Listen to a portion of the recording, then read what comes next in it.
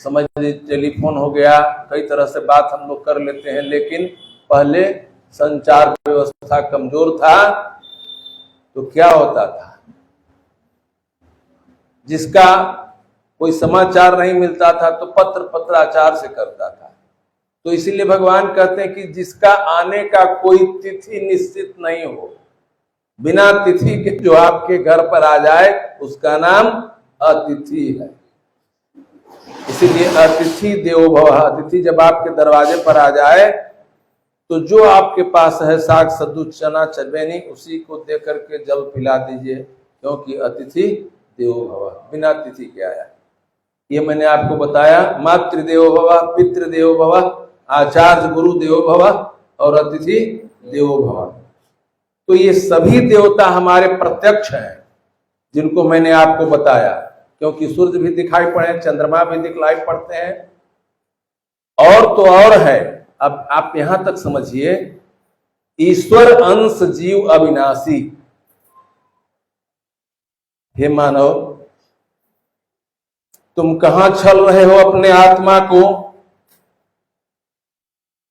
यह जो हमारी आत्मा है यह भी परमात्मा का अंश है। यह मैं नहीं कह रहा हूं, ईश्वर अंश जीव अविनाशी तुलसीदास जी ने कहा। तो आप भी परमात्मा के अंश हैं। इसीलिए आप यदि कोई गलती काम करने लगते हैं तो सर्वप्रथम आपकी आत्मा कहती है ये गलत है, करना नहीं चाहिए, लेकिन स्वार्थवश, पापवश आप अपने आप को रोक नहीं पाते।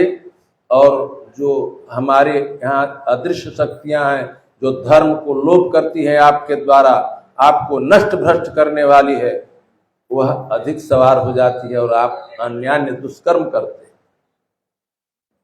या आप यदि नशा का सेवन करते हैं तो वह सवार हो जाता है, क्योंकि आप जानते हैं आपके ऊपर आसुरी शक्ति आ जाती है और उसी के द्वारा आप जो न करना है बहुत सा गलत काम कर देते हैं। तो इसलिए भगवान कहते हैं कि त्रय ताप नशावन, यह संसार जो है त्रयमयी है।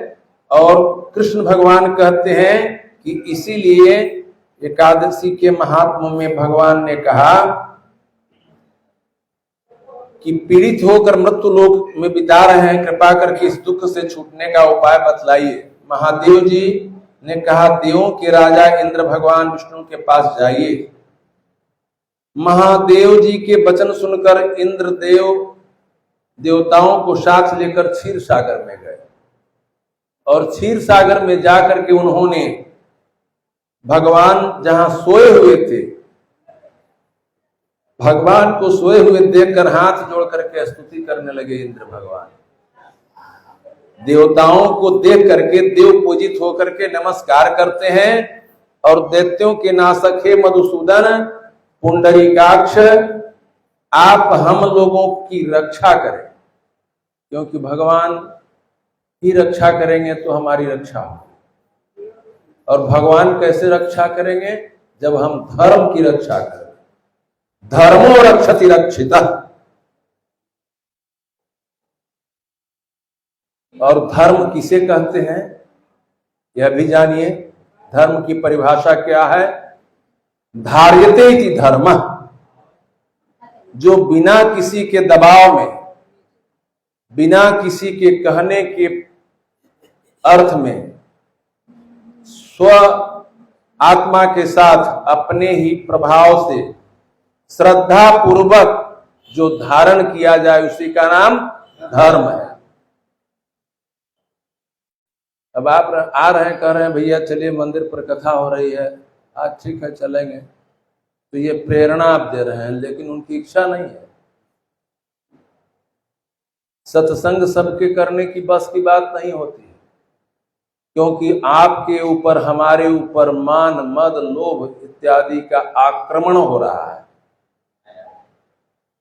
हम लोग सोच रहे हैं कि हम धनवान हो गए, विद्वान हो गए, अब कथा सुनने की जरूरत नहीं है। हम लोग विद्वान भी हैं, पहलवान भी हैं और धर्मात्मा भी है, सब कुछ हम ही है, तो फिर कहां से होगा? क्योंकि आप जान लीजिए, जब नाश मनुष्य पर छाता है पहले विवेक मर जाता है। घमंड जब आ जाएगा आपके ऊपर तो अभिमानम सुरापानम, अभिमान शराब पीने से भी ज्यादा खराब है। इसीलिए भगवान ने कहा कि अभिमान मत करो। कब तुम्हारी सांसें रुक जाएगी तुमको पता नहीं है। कितना अभिमान तुम करते हो। आज अभी बोल रहे हैं, अभी सांस बंद हो सकती है, सब कुछ समाप्त हो जाएगा, कुछ बचेगा नहीं। तो धर्म संस्थापनार्थाय संभवामि जुगे जुगे, हम लोग का धर्म को स्थापना करके ले चलना है। तो मां देव जी क्षीर सागर में भगवान देवताओं से पूजित होकर के नमस्कार करते हैं, कहते हैं पुंडरीकाक्ष भगवान, दैत्यों से डर करके सब देवता आपकी शरण में आए हैं, क्योंकि भगवान के पास ही रक्षा करने के लिए पहुंचते हैं। आप बतलाइए कोई रास्ता ऐसा कि जिससे इस संसार के मातृ स्वरूप आप हैं, माता और पिता के समान है। भगवान को कहते हैं ना, हम लोग तुम ही हो माता, पिता तुम ही हो। तो आप ही इस जगत की स्थिर करता, उत्पत्ति करता और संहार करने वाले, देवताओं के रक्षक हैं। सभी 84 लाख जीव आपसे जीते हैं। आप ही सूर्य हैं, आप ही चंद्रमा हैं, आप ही पवन हैं, आप ही हव्य हैं, आप ही गव्य हैं, यज्ञ हैं, समस्त कर्म फल भोक्ता ईश्वर। संपूर्ण जगत में ऐसा कोई स्थान नहीं है जहां आप नहीं। प्रहलाद परम पिता भगवान को भजता था, अपने पिता को नहीं भजता था, इसलिए उसके पिता हिरण्यकशिपु जो है उस पर क्रोधित रहता था। सब कुछ बहुत सा उपाय किया कि मर जाए लड़का, लेकिन मरा नहीं। आज आप आमने सामने पिता और पुत्र है। पूछता है उसका पिता हिरण्यकशिपु कि भाई बताओ, तुमने आज तक जिस भगवान का भजन किया है और पूजा किया है वह कहां है? तो कहता है भक्तवर प्रहलाद कि हमको तो सब जगह दिखाई पड़ रहे हैं। भगवान किसको दिखलाई पड़ते हैं? जिसकी दिव्य चक्षु है। मैंने आपको बताया, यदि सही में आप भगवान का दर्शन करना चाहते हैं तो अपने आंख को बंद कर लीजिए, ध्यान लगा लीजिए और भगवान को आत्मसात कीजिए, निश्चय ही आपका दर्शन होगा। तो कहता है भक्त प्रहलाद कि हम में तुम में खड़ग खंभ में। तुलसीदास जी उसी को कहते हैं, हरि व्यापक सर्वत्र समाना, प्रेम ते प्रगट हो ही मैं जाना। भगवान सर्वत्र हैं, जल में, थल में, वसुधा में, अंतरिक्ष में। प्रहलाद ने कहा कि पिताजी हमको तो आप में भी दिखाई पड़ रहे हैं, ये खड़ग जो निर्जीव है उसमें भी दिखाई पड़ रहे हैं, ये खंभा जो निर्जीव है उसमें भी दिखलाई पड़ रहे हैं, और हम में आप में भी है। कहा कि तब ऐसा है तो तुम तैयार हो जाओ मरने के लिए। और जैसे ही खड़ग वह चलाते हैं राक्षस, वैसे ही भगवान का अवतार हो जाता है। धर्म संस्थापनार्थाय संभवामि जुगे जुगे, क्योंकि भगवान का 10 अवतार हमारे यहाँ हुआ है। भगवान का हमारे यहाँ 10 अवतार हुआ है। मत्स्यावतार हुआ है, कच्छप अवतार हुआ है, बराह अवतार हुआ है, रामकृष्ण का अवतार हुआ है, कल्की का अवतार हुआ है, परशुराम का अवतार हुआ है। तो भगवान कहते हैं कि जब जब हो ही धर्म के हानि, जब जब धर्म का इस पृथ्वी पर क्षरण होता है तब तक मेरा अवतार होता है। भगवान कितने भक्त हृदय भक्त वत्सल हैं, यह आप जान लीजिए। भक्त के खातिर भगवान क्या नहीं करते। प्रबल प्रेम के पाले पड़कर प्रभु का नियम बदलते देखा। हम आपको कह देवे कि मैला खाइएगा तो खाएगा, नहीं खाएगा। लेकिन भगवान ने क्या किया? भगवान का बराह अवतार हो गया। बराह कहते हैं सुअर को। सुअर क्या खाता है जानते हैं ना? भगवान ने जन्म लिया उसके मारने के लिए, हिरण्याक्ष को मारने के लिए, और पृथ्वी में समा करके हिरण्य भाई को मारा। से उतार लेते हैं, खंबा फटता है और ऊपर का जो है भाग है सिंह का, नीचे है मनुष्य का। जय। नृसिंह भगवान का अवतार हो जाता है। अपने जगह पर बैठा देते हैं। हिरण्यकशिपु को कहते हैं तुमको क्या वरदान दिया था, बताओ। कहता है कि न अस्त्र से मरो न शस्त्र से मरो। कहता है कि तुम कहते हैं कि तुम अब न अस्त्र से मरोगे न शस्त्र से मरोगे, देख लो मेरा नाखून ही काम करेगा। कहा कि और? तो कहा कि न पृथ्वी पर मरूं न अंतरिक्ष में मरो। कहा कि तुम मेरे जंगे पर हो। और क्या था? तो न सुबह में मरूं न शाम में मरूं। उस समय जो समय था गधा बेर था, न सुबह था न शाम। धर के चीर दिए, विदीर्ण कर दिए, मर गया। हिरण्यकशिपु मर गया। ये किसके लिए हुआ? भक्त के लिए हुआ। यही है प्रबल प्रेम का पाले पड़कर प्रभु का नियम बदल दे गया। केवल एक मंत्र का उच्चारण करता था वह, ओम नमो भगवते वासुदेवाय नमः। इसीलिए अष्टाक्षर और द्वादशाक्षर मंत्रों का जाप करना चाहिए।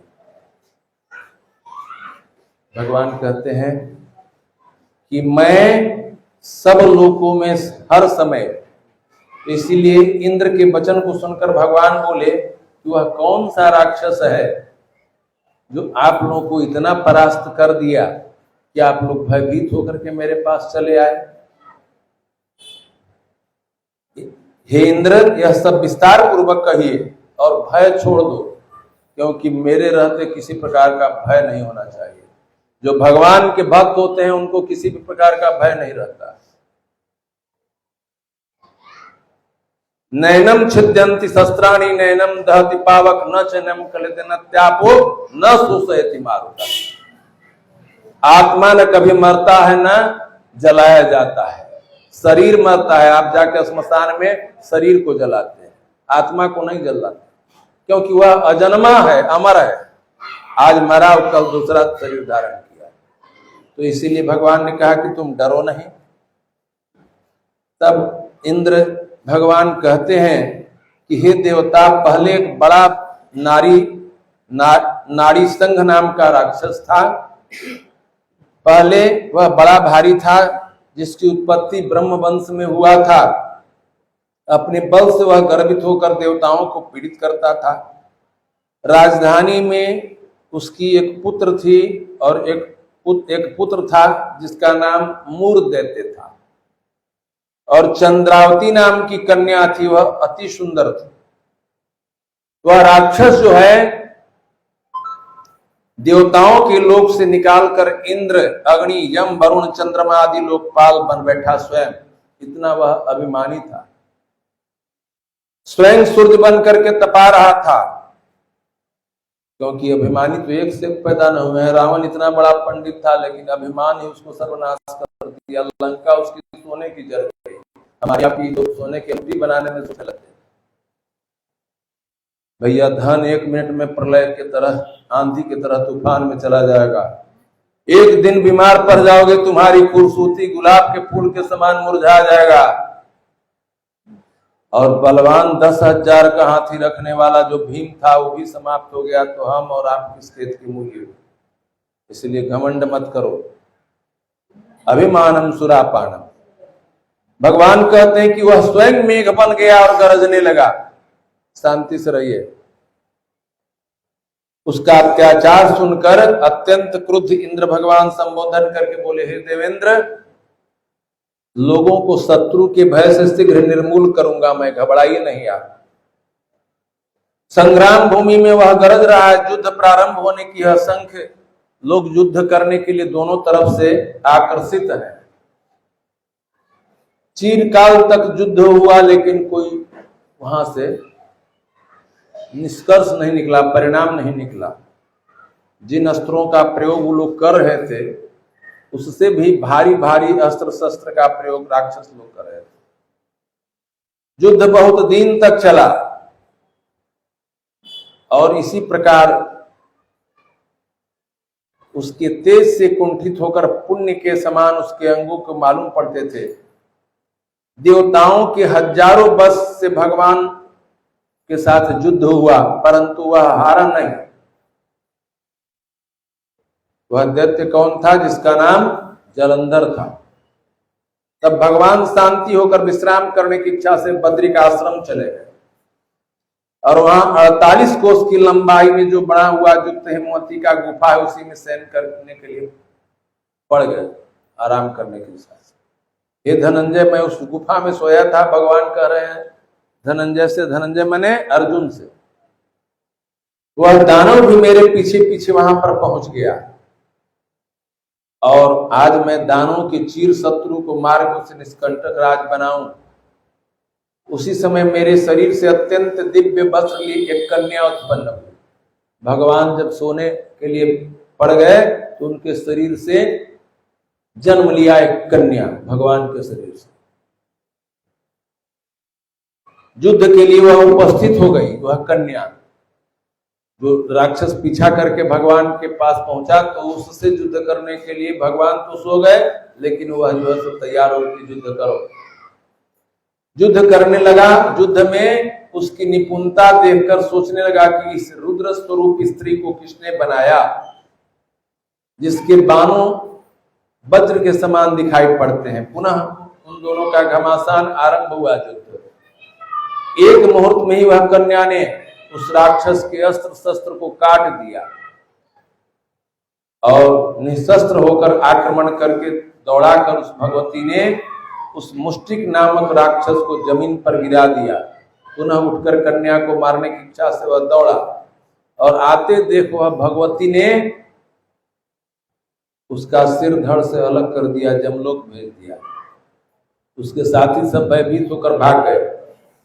संपूर्ण वेद गंधर्व नागलोके सभी जीतने वाले इस दुष्ट दानव की रण से किसने मारा, जिसके भय से मैंने कंदरा में आश्रय लिया था। भगवान यह सोच रहे हैं कि इसको मारा कौन, मैं तो सो गया आगे।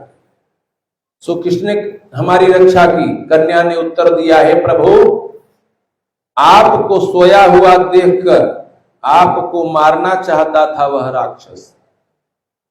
आपके अंश से ही मैं उत्पन्न हुई हूं। इस दानव का संहार करके देवताओं को मैंने निर्भय किया। मैं शत्रु दमनकारिणी आपकी ही महाशक्ति हूं। ये प्रभु आप बतलाइए, इसके मारने से आपको क्यों आश्चर्य हो रहा है? भगवान विष्णु बोले, हे निष्पाप, इस राक्षस को मारने से तुझ पर अत्यंत मैं प्रसन्न हूं और सभी देवता तुम्हारे ऊपर प्रसन्न हैं। तुम वर मांगो। स्मरण रखो कि देवताओं को दुर्लभ वर तुम मांगोगी वह भी मैं दूंगा। भगवान विष्णु कहते हैं कि जो दुर्लभ है वर वह भी मैं तुमको दूंगा, जिसको आज तक कभी किसी को नहीं दिया। और यदि वह स्त्री जो है, जो भगवान की शक्ति बन करके निकली, उसने कहा कि देना ही है तो हमको ऐसा वर दीजिए कि आज के दिन मैंने इसको मारा है, उस स्थिति में आज के दिन जो उपवास करेगा उसके सब पापों को तारने में मैं समर्थ हूं, उस स्त्री ने कहा। और जो उपवास से जो पुण्य प्राप्त होता है वह पुण्य उससे आधा रात्रि में भोजन करने से हो। मतलब एकादशी के आधा दिन जो भोजन करेगा, एक दिन और रात मिला के होता है ना एक दिन, तो जो आधा बेरा भूखे रहेगा, उपवास रहेगा, उसका क्या फल होगा? आधा पुण्य एक संध्या भोजन करने वाले को, एक शाम जो भोजन करे उसको आधा फल प्राप्त हो। जो मेरे बिन जितेंद्रिय भक्ति होकर युक्त होकर उपवास करेगा सो विष्णु धाम को प्राप्त करे। यह सब कन्या कह रही है, देवी कह रही है भगवान से वर मांगने के लिए, मांग रही है वर। उसके अनेक कोटि के बस भर के अनंत सुख भोग करे। ये भगवान, यदि आप प्रसन्न हो तो यही हमको वर दीजिए। देखिए, जो परोपकारी पुरुष होते हैं, दूसरे के उपकार करने वाले होते हैं, अपने लिए कुछ नहीं मांगते। हम लोग क्या मानते हैं? सांसारिक जीव हमारा बेटा हो जाए, धन हो जाए, स्त्री हो जाए, बंगला हो जाए, गाड़ी हो जाए, अन्य अन्य प्रकार के अपने ही नहीं कहते हैं कि हमारे सामने बैठे हुए विद्वान हो जाए, धनवान हो जाए, दूसरे के लिए नहीं। लेकिन एक यह जो भगवान के शरीर से जो जन्म लिए है देवी, जिसका प्रादुर्भाव हुआ है, वह देवी संसार के हित के लिए मांग रही है कि जो आज के दिन उपवास करे उसको इतना पुण्य प्राप्त हो। एकादशी वहीं पर आ रहे हैं, आप सुनते जाइए, बीच में डिस्टर्ब नहीं कर रहे हैं। जो तुम कहती हो वह सत्य हो, जो हमारे आपके भक्त हैं उनकी कीर्ति जगत में प्रसिद्ध हो, तथा वे मेरे समीप वास करेंगे। हे मेरी उत्तम शक्ति, तुम एकादशी तिथि को उत्पन्न हुई है। वह देवी किस तिथि को उत्पन्न हुई थी? एकादशी, आज ही का दिन। आज देवोत्थानी एकादशी है ना, देवोत्थान एकादशी, तो आज के ही दिन वह पैदा हुई एकादशी, भगवान विष्णु के जगाने के लिए। इसीलिए उस एकादशी को उपवास करने वाले संपूर्ण पापों को दूर भगाकर उत्तम गति को दूंगा। विशेषकर तृतीया, अष्टमी, चतुर्दशी, एकादशी, ये तिथियां भगवान कहते हैं कि हमको बहुत प्रिय है। हे अर्जुन, सब तीर्थों में, सब दानों में, सब व्रतों में अधिक पुण्य एकादशी तिथि में है। भगवान कहते हैं कि तिथियों में मैं एकादशी हूं। यदि तिथि की गणना आप करेंगे तो उसमें मैं एकादशी हूं। विष्णु भगवान इतना वरदान देकर अंतर्ध्यान हो गए और एकादशी तिथि भी वरदान पाकर संतुष्ट तथा खुश हो गई। उसी का नाम एकादशी है। हे अर्जुन, जो मनुष्य एकादशी का व्रत करते हैं, मैं उनके शत्रुओं का नाश कर देता हूं, उनको उत्तम पद देता हूं। इस प्रकार एकादशी की उत्पत्ति हुई। यह नित्य एकादशी व्रत सब पापों को नाश करने वाली है और सब पापों को दूर करने में यह समर्थ है। यह शुक्ल पक्ष की एकादशी जो है, देवोत्थानी एकादशी, आज के दिन होती है, क्योंकि भगवान 4 महीने से सोए रहते हैं और आज के दिन जब उठ जाते हैं तो समूचा अनुष्ठान, यज्ञोपवीत संस्कार, विवाह संस्कार इत्यादि का आरंभ हो जाता है। हमारे यहाँ 16 संस्कार है। बहुत से लोगों से आप बात कीजिए तो पता भी नहीं है उनको कि 16 कौन कौन संस्कार कहां से शुरू होता है, क्योंकि हम लोग समझ नहीं पाते हैं अपने ग्रंथों को। बहुत से लोग हल्ला करते हैं, वेद है, फलना है, चिलना है, लेकिन आपकी जानकारी कहां तक है? आप भी अपने आप के आत्मा को समीक्षा कीजिए अंतर्मन से कि कहां आप हैं। तो इसलिए हमारे यहाँ 16 संस्कार है और वह कब से शुरू हो जाता है? पुंसवन संस्कार से शुरू हो जाता है? उसका नाम है पुंसवन संस्कार। यहां से यह शुरू होता है। उसके बाद होता है गर्भाधान संस्कार। स्त्री पुरुष मिलते हैं तो उसको गर्भाधान संस्कार करते हैं। जब शिशु जन्म लेता है तो उसका नामकरण संस्कार होता है। उसके बाद विद्या अध्ययन, जिसको कहते हैं खली छुड़ा देना, विद्यारंभ संस्कार होता है। चूड़ाकरण संस्कार होता है, मुंडन संस्कार होता है, विवाह संस्कार होता है और सबसे जो अंत में होता है उसको क्या कहते हैं? दाह संस्कार। नहीं, तो ये 16 संस्कार हमारे यहाँ है और 16 संस्कार से होकर के हम लोग गुजरते हैं, प्रारंभ से आकर के अंतिम तक। तो भगवान कहते हैं कि इसीलिए सांसारिक जीव इस धरती पर आए हैं। तो हम लोग किस लिए आए हैं? हमेशा अपने ही लिए नहीं कुछ कार्य करें, कुछ परोपकार के लिए भी करें। जो हम धन भी कमाते हैं तो इसमें सबका हिस्सा है। जब देखिए किसान का खलिहान जब लग जाता है तो चिड़िया, पक्षी इत्यादि भी धान चुन करके खा जाते हैं। उसके बाद भी बेचारा अगौन निकालता है, देवी देवता ब्राह्मण ऋषि यज्ञ इत्यादि में खर्च करता है। मतलब ये कहने का है, शास्त्र का निर्देश है कि आप जितना कमाए उसका दशांश खर्च करना है धर्म में, 10%। आप सोचते हैं कि हम काहे के लिए खर्च करेंगे, तो अपने हो जाएगा। अनैतिक कार्यों में आपका धन खर्च हो जाता है, लेकिन किसी को कह दीजिए एक दिन प्रसादी भोग लगाने लाना करता है, अभी तो बड़ा बीमारी में फंसे हुए। लेकिन आप जानते हैं धन भी उसी का सार्थक होता है, मन भी उसी का सार्थक होता है, शरीर भी उसी का सार्थक होता है जो दूसरे के उपकार में लगा हुआ है। अब इसकी शिक्षा लेना है तो आप देखिए, परोपकाराय बहंति नद्या, नदी जो है अविचल धारा उसकी जिसकी चलती है वह दूसरे के उपकार के लिए है, स्वयं अपना जल नहीं पीती नदियां। परोपकाराय बहंति नद्या परोपकाराय फलंति वृक्षा। 4 प्रकार के जीव हमारे यहाँ हैं, अंडज, पिंडज, उखमज, अस्थावर। जो अंडा से उत्पन्न लेवे, जैसे मुर्गी, बतख इत्यादि, उसको हम क्या कहते हैं? अंडज।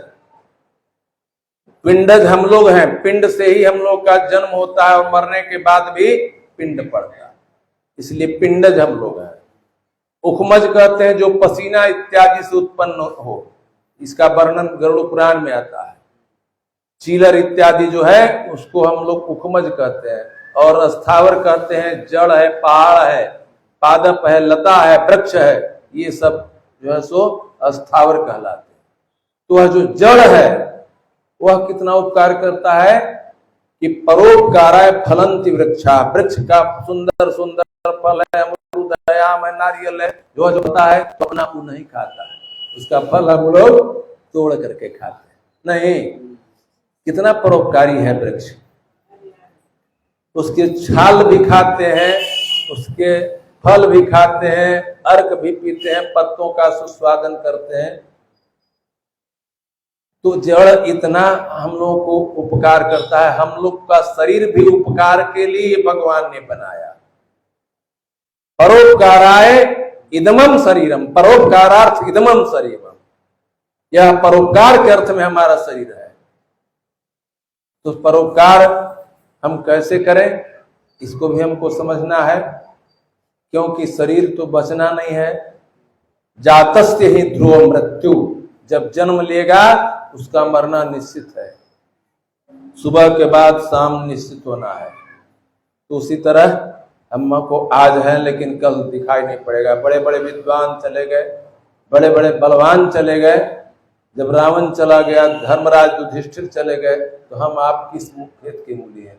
इसलिए भगवान कहते हैं कि परोपकारार्थ इदमम शरीरम, यह शरीर से भी उपकार करना चाहिए।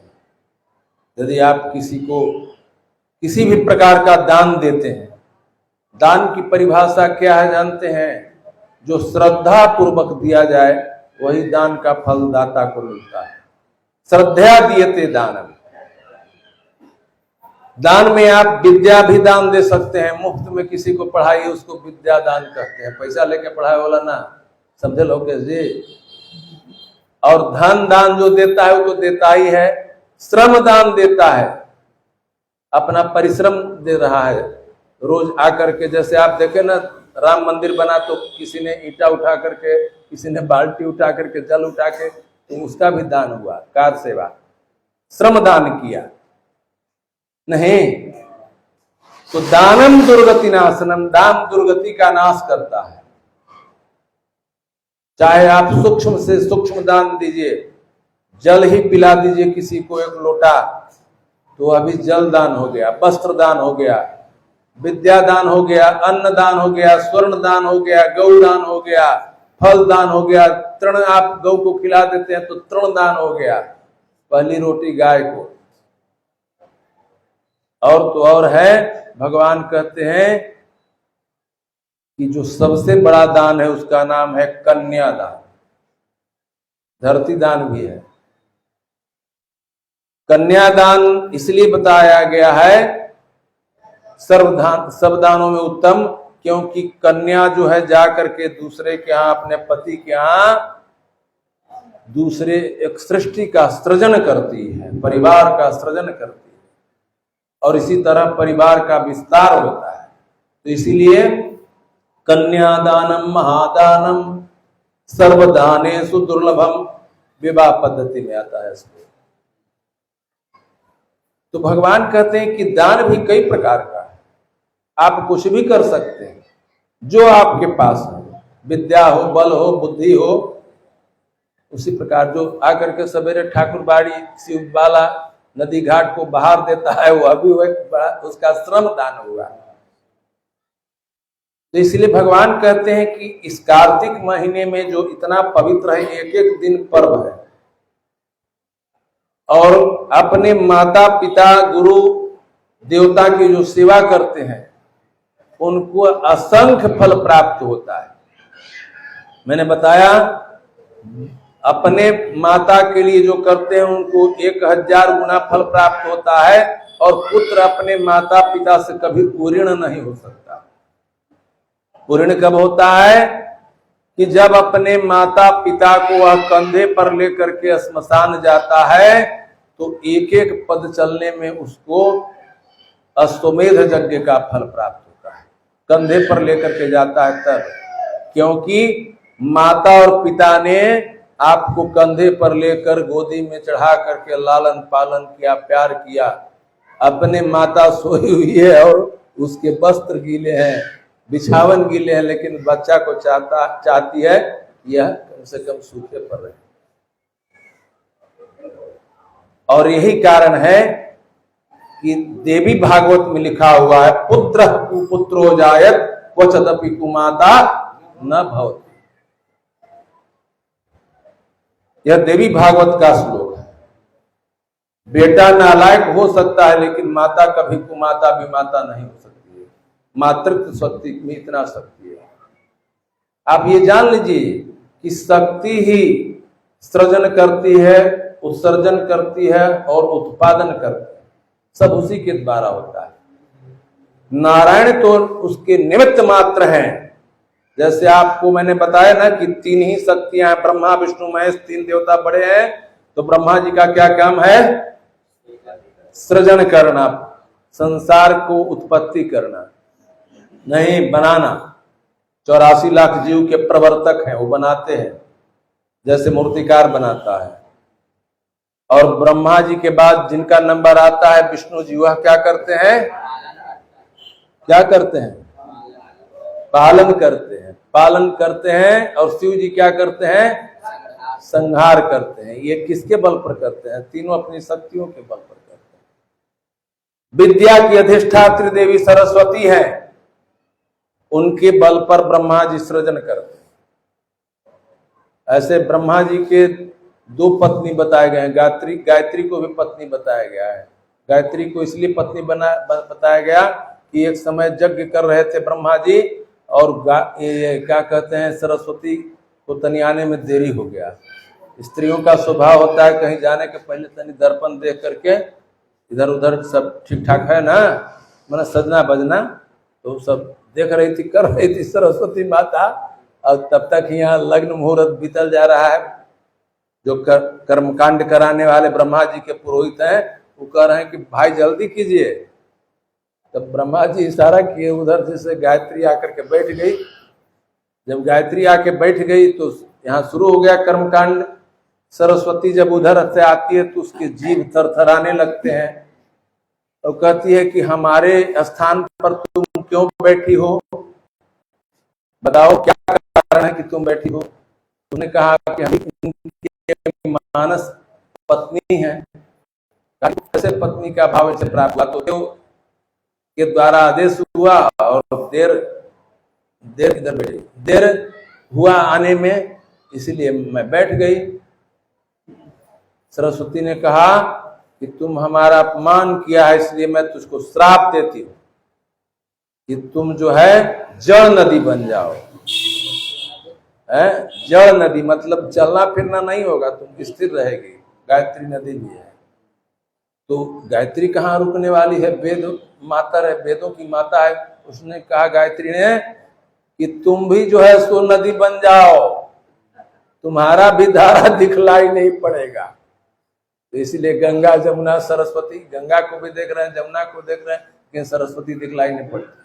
तो इसलिए ब्रह्मा की मानस पत्नी गायत्री भी 2 पत्नी हो गई, और उन्हीं के द्वारा उनके प्रताप से सृजन करते हैं, संसार को बनाते हैं।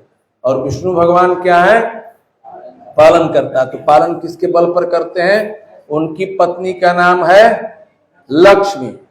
आप रोज आरती गाते हैं ना कि आपके बिना बस नहीं होता, तो फाइनेंस मिनिस्टर कौन है? लक्ष्मी माता। नहीं, उन्हीं के द्वारा न वित्तीय सहायता प्राप्त होता है, उनके प्रभाव से भगवान जो है सो समूचे संसार का पालन करते। तो वह शक्ति बड़ी है, क्योंकि धन की अधिष्ठात्री देवी है।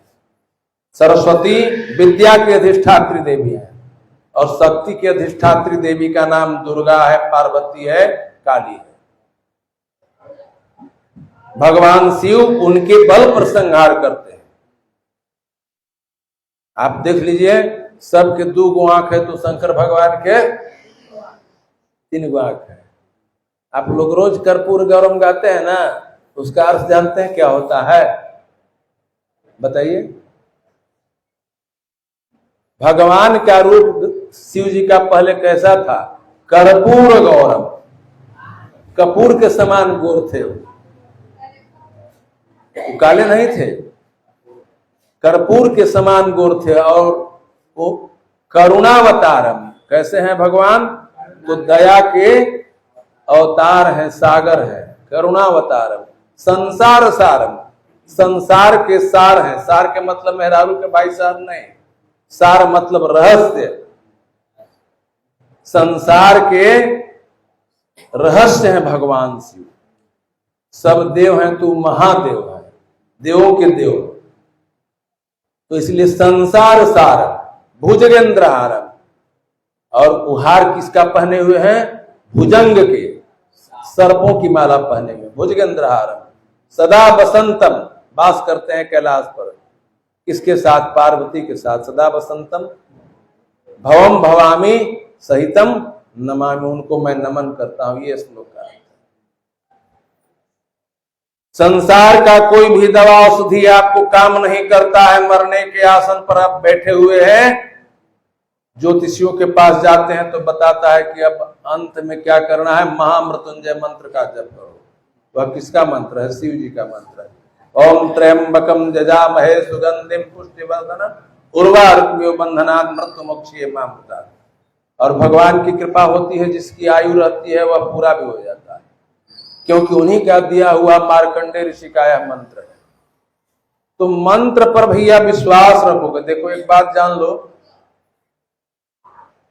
जब तक किसी चीज पर विश्वास आपका नहीं रहेगा तब तक उसका फल संभव नहीं है, असंभव है। जैसे आपको बुखार लग गया, दवा के लिए गए, आपको मिल गया मेडिकल में दवाई, तो उस पर पूरा भरोसा है कि पैसा लगा करके आए, इससे हमारा ठीक हो जाएगा। उसी तरह यदि आपको विश्वास है कि पंडित जी कथा कह रहे हैं, इनके मंत्र में शक्ति है, तो आपकी भक्ति और शक्ति दोनों मिलकर के आपके रोग को भी नष्ट करेंगे। धन धान्य में वृद्धि होगी, संतान उत्पत्ति होगी। हमारे यहाँ सभी प्रकार के कार्यों के लिए मंत्र बताया गया है। कोई ऐसा चीज नहीं है जो आपको प्राप्त नहीं होगा। पुत्र उत्पत्ति करना है तो उसके लिए भी मंत्र है। देवकी सुत गोविंद वासुदेव जगतपते देहि में तनयम कृष्णम त्वाम हम शरणम गतः। यह पुत्र उत्पत्ति का मंत्र है, संतान गोपाल से लिया गया है। रोग शमन करना है तो दुर्गा सप्तशती में आया है, रोगाण शेषान पंसी तुष्टा रुष्टा तुकामान सकलान भिलता तुमासुतानां नबिपन्नाराणाम तुमासुतांग आश्रयतांग प्रयांति। इसका संपूर्ण पाठ कराइए, रोग की शांति होगी। बाधा शांत करना है, सर्व बाधा विनश्य। अनेक प्रकार के मंत्र हैं जो समय समय पर यदि आप उसका अनुष्ठान करते हैं और विश्वास के साथ करते हैं, क्योंकि आप जानते हैं पहले हम लोगों के यहाँ रामायण की पूजा होती थी, पढ़ा जाता था। देहात में चाहे शहर में गुटखा भी जरूर रखते थे लोग, और सांझ को ढिबरी जला देते थे तेल वाला ना, लाइन तो उस समय था नहीं, बेलाइन थे हम लोग, तो झिबरी बोतल में जला करके रख करके और रामायण की गुटका रख करके मंगल भवन है मंगलहारी द्रवो सुदशरथ बिहारी दीन दयाल बिरद संभारी हरहु नाथ मम संकट हारी। आज कौन पढ़ता है? आज का पढ़ाई बस यही है, चाहे हम हो चाहे आप हो, है ना। तो इसलिए समाप्त हो गया, नहीं तो एक एक शब्द और एक एक वाक्य जो है रामायण का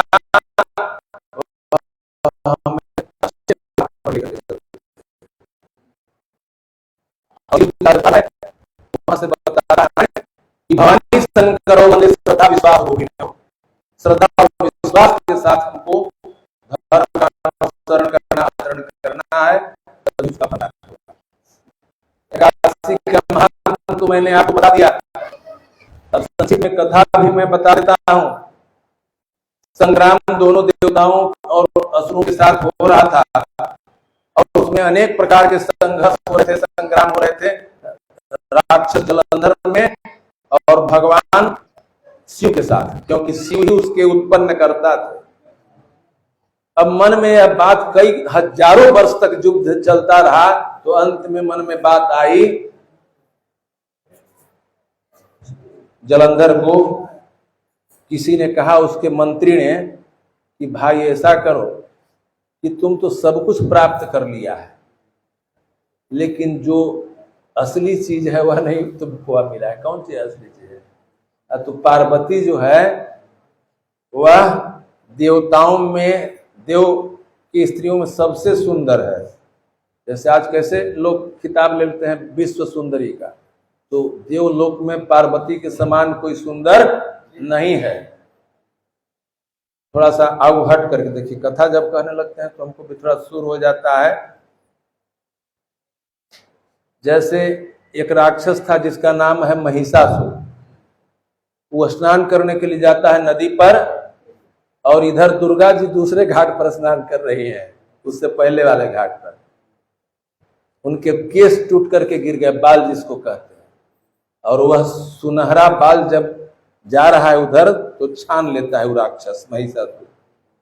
सुनहरे बाल को छान करके देखता है कि अरे इतना सुंदर बाल किसका, इतने सुनहरे बाल किसके हैं? तो उसका मंत्री कहता है, इसका नाम शुंभ और निशुंभ है, कहता है कि दुर्गा के। कहा कि तो सब कुछ हमारे पास है, धन है, दौलत है, बल है, सब है, लेकिन स्त्री सुंदर नहीं है, और उसके समान स्त्री कोई सुंदर नहीं है। तो जाओ हमारा संवाद लेकर के जाओ दुर्गा के पास, कहो कि उसके समान कोई वीर नहीं है, तुम जाकर के और उससे विवाह कर लो, जाओ मेरा संवाद ले। दुर्गा जी के पास संवाद लेके दूत आता है, तो दूत कहता है सब संवाद, तो दुर्गा जी क्या कहते हैं मुस्कुराते हुए, ध्यान दीजिएगा, दुर्गा जी कहते हैं कि भाई हम चाहते हैं कि हमारा विवाह जल्दी से हो जाए, लेकिन एक शर्त है, कंडीशनल बात है, सुन लो क्या शर्त है। हमसे जो युद्ध करके हमको युद्ध में पराजित कर देगा उसी के साथ में विवाह करूंगा, ये हमारा अटल फैसला है। जाओ तुम कहो। जा गया दूध जा करके, उन्हों से सेना तैयार हो गया, इधर से सेना तैयार हो गई, दुर्गा माता ने उसका मार दिया, हो गया विवाह। तो इसलिए धर्म संस्थापनार्थाय संभवामि युगे युगे, भगवान का अवतार होता है। तो उसी तरह मातृशक्ति जो है सो मैं बताया आपको, कह रहा था एकादशी के बारे में, कि उसी तरह जलंधर को भी किसी ने कहा कि पार्वती के समान कोई सुंदर नहीं है, उनको प्राप्त करो। तो प्राप्त करने के लिए लोलुप था, कृष्ण भगवान से अवतार हुआ था, वहां यहाँ युद्ध भी कर रहा है, छद्म भेष में युद्ध भी कर रहा है, और वहां पार्वती के साथ अनाचार विचार भी कर रहा है वह जलंधर। ऐसा हो गया सब। अब पार्वती जो है सो बड़ा दुखी है, क्योंकि शंकर भगवान तो वहां युद्ध कर रहे हैं उससे। शंकर भगवान की माता पार्वती जी ने भगवान विष्णु से कहा कि आपके रहते हमारी यह दशा, क्योंकि आप पालन करता है, भगवान विष्णु कहे कि हाँ माता जी, सब भी देखा, क्योंकि भगवान तो अंतर्यामी है, मैंने देखा, अब इसका बदला हम लेंगे, घबराइए नहीं। अब भगवान तुरंत चले जाते हैं कहाँ, जलंधर के बगीचा में। वहां जा करके वो चंडमुंड उनके साथ दूत बैठे हुए हैं देवता, और आसन लगा करके सन्यासी का रूप धारण करके साधु के बैठ जाते हैं।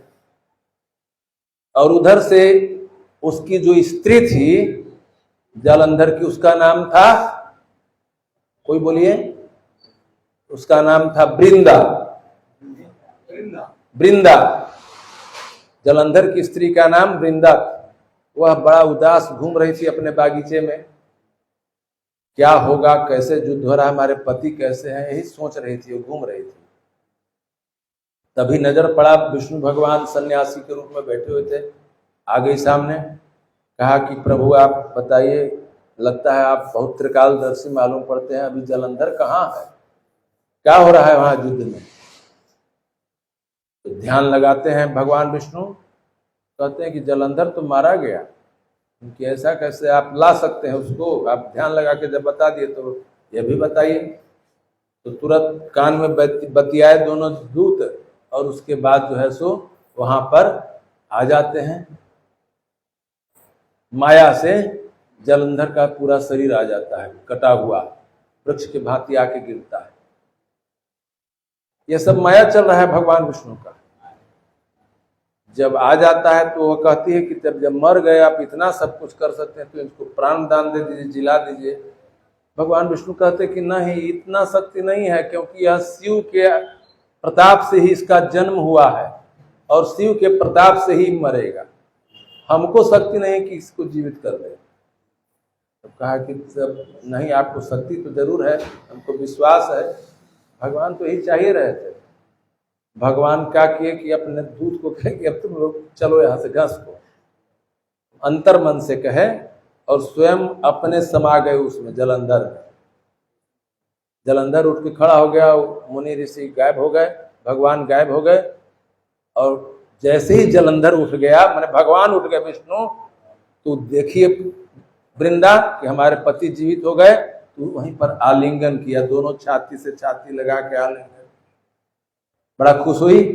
और कई वर्षों तक भगवान विष्णु ने वृंदा के साथ उसी बागीचे में रमण किया, बहुत दिनों तक। और यहाँ युद्ध में सही में मारा गया जालंधर, क्योंकि उसके पत्नी का जो है सो पातिव्रत धर्म नष्ट हो गया। भैया याद कर लो, जब तक पति को आप जीवित रहना चाहते हैं, अर्धांगिनी हैं आप, उनसे विमुख नहीं होना है, क्योंकि पति परमेश्वर होते हैं। 7 प्रकार के आपने वचन दे करके अग्नि को साक्षी मान करके ग्रहण किया है पति को, और पत्नी को पति ने ग्रहण किया है। तो स्त्रियों का सबसे बड़ा धर्म क्या है? पातिव्रत धर्म। यदि आप पातिव्रत धर्म की रक्षा नहीं कर पाते हैं तो आपका बेकार, तो नष्ट हो गया वृंदा का सतीत्व। जब नष्ट हो गया तो इधर मारा गया जालंधर, और इसको भी ध्यान में आ गया कि अभी जालंधर मरा है, क्योंकि पतिव्रता स्त्री थी। तो ध्यान लगाई तो पता चला कि तो विष्णु हमारे साथ है। रूप डर गए, कहा कि विष्णु तुम इतना दिन तक हमसे छल करके मेरे साथ सहगमन किया, ठीक है। और इतना कह करके तुरंत जो है सो धरती हटा और कहा, श्राप दिया विष्णु को कि जिस तरह जिस वियोग में आज मैं अपने से अग्नि को समर्पित, धरती को समर्पित करो, एक दिन तुम्हारे साथ भी ऐसा ही होगा। सीता भी उसी तरह से जाएगी और स्वयं अग्नि में प्रवेश कर गई, धरती में प्रवेश कर जल गई। उधर जालंधर मारा गया, देवता बड़ी खुशी मनाए। लेकिन भगवान विष्णु पागल हो गए, पागल होकर के उसके चिता के राख में लोटने लगे, उसके धूर में। जब जल जाता है चिता तो धूरे ना बचेगा, तो उसमें जब लोटने लगे तो सब देवता को बड़ा तकलीफ हुआ कि भाई विष्णु अब कैसा पगला गए कि जो है सो उसके चिता के राख में भस्म में लोट रहे हैं। तब फिर तीनों देवियों के पास ही लोग जाकर के ब्रह्माणी, शिवानी और लक्ष्मी के पास जाके प्रणाम किया और स्तुति करके कहा कि कोई उपाय बतलाइए कि विष्णु के जल्दी से ठीक हो जाए बुद्धि। तो तीनों ने 3 गो बीज दिया। बीज मैंने समझते हैं ना, बीचा, बीज भंडार के मालिक देखिए बैठा हुआ है, बोल नहीं रहा है, नहीं, बीचा, 3 गो बीज दिए। एक जो है सो मालती का बीज दिया और एक धात्री का बीज दिया और एक तुलसी का बीज दिया। मालती फूल देखे हैं ना, वो फूल का बीज है, और धात्री कहते हैं आंवला को, और तो जन्म करते हैं तुलसी के। तो कहा कि तीनों को ले जा करके आप लोग बो दीजिए जहां पर विष्णु भगवान लटपटा रहे हैं राख में, और वो जम जाएगा, बस वो ठीक हो जाएगा। तीनों लाए जाकर के यहाँ पर रोप दिए और उसी से 3 गो वृक्ष जमा। जिसको मालती है वह विष्णु को बड़ा प्रिय है फूल, वह जमा। दूसरा धात्री है आंवला, वह भी प्रिय है। अभी नवमी बीता है, नवमी के दिन जो भी वहां पर भोजन करते हैं उसके नीचे कथा सुनते हैं, कुष्मांड दान करते हैं, उनको भी अच्छे शाश्वत स्वर्गलोक होता है। उसकी कथा हमको नहीं कहनी है। अब आगे बढ़ते हैं। जिसका व्रत है आज तुलसी विवाह, तो तुलसी का जन्म हुआ उस बीज से, तीसरा बीज से। जब तुलसी का बीज का तुलसी जम गए तो भगवान ने आलिंगन किया तुलसी से, वृंदा से, और कहा कि आज से तुम हमारी पत्नी के रूप में रहोगी। भगवान की तो बहुत स्त्रियां हैं ना, भाव से भाव इच्छन्ति देवता। भगवान काजू किशमिश का भोग लगाते हैं तो खाते नहीं, सब हम लोग खा जाते हैं, लेकिन उनके पास क्या है? न काष्ठे विद्यते देवम शिलायाम न कदाचने भाव ही विद्यते देव तस्मात् भाव समाश्रित। भगवान के सामने भक्ति करना है, भाव करना है। भोग लगा रहे हैं, स्नान करा रहे हैं, तिलक लगा रहे हैं, उनके चरणार बिंद का चरण पादुका का पान कर रहे हैं, यह भाव करना है। तो उसी दिन से तुलसी का जन्म हुआ और तुलसी भगवान की प्रिय हो गई, उसी दिन से पूजित हो गई, और इसी प्रकार विवाह उनके साथ संपन्न हुआ। विष्णु भगवान की अर्धांगिनी है तुलसी माता, और आज देवोत्थान एकादशी है, भगवान उठ गए हैं। यह कथा यहीं पर विराम लेते हैं, क्योंकि बिनु सत्संग विवेक न होई और राम कृपा बिनु सुलभ न सोई। इसलिए भजन कीर्तन के लिए भी समय चाहिए। तो अब भजन कीर्तन होगा, आप लोग सत्संग का आनंद लें और भक्ति भावना से ओतप्रोत होकर के जब भी कथा पूजन हो कहीं पर या अपने घर पर, नौकरी बिजनेस व्यापार करते हुए थोड़ा समय 1 घड़ी या 2 घड़ी याद में पुण्याद इसमें लगाएं, क्योंकि धार्यते इति धर्म, जो श्रद्धा पूर्वक बिना किसी के दबाव में धारण किया जाए उसी का नाम धर्म है। बोलिए श्री लक्ष्मी नारायण भगवान की एकादशी महात्मा की, कार्तिक महात्मा की, सत्संग भाव की। जय श्री कृष्ण, जय श्री राधे। कह देव कोनो दिन अब तने भजन भाव भी हो जाए, कहे लगी सब कह दे, सुनने वाला भी चाहिए कोई।